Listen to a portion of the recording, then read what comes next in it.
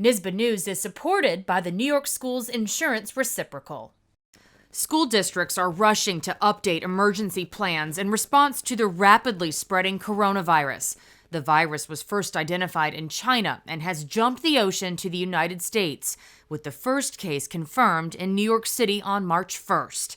The Food and Drug Administration has granted New York State permission to begin testing at its Wadsworth lab in Albany to expedite the identification of potential coronavirus cases.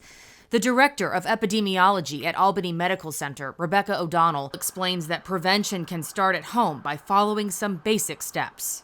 So important things for prevention is first and foremost the flu vaccine. We're still in flu season. Flu vaccine is the #1 way to prevent the flu.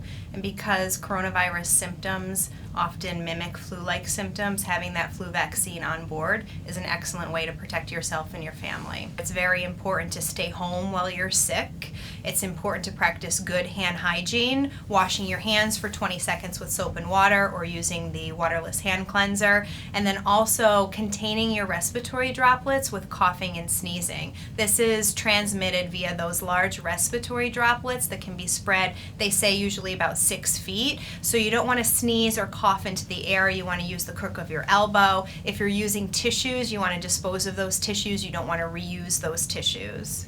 Compared to the flu, school officials and parents should keep an eye on the following signs if they see their child sick. So you're looking for those respiratory symptoms that accompany a fever. So a fever with any respiratory symptoms, cough, runny nose, sore throat, shortness of breath. How close are we to a vaccine to protect against coronavirus? Scientists are developing a vaccine as we speak. However, they still need to be used in clinical trials. So they're saying about we're a year or a year and a half away from vaccine. School districts may be forced to close school buildings if the coronavirus evolves. O'Donnell says this would be decided by health officials on the state and local level.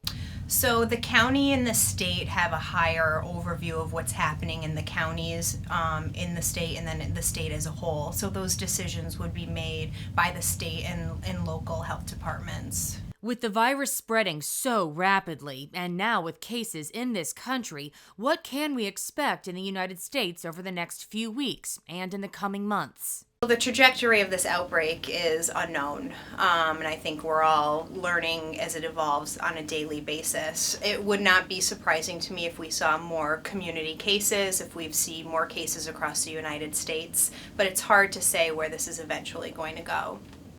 This has been a NYS News Extra. I'm Casey Nicholson reporting.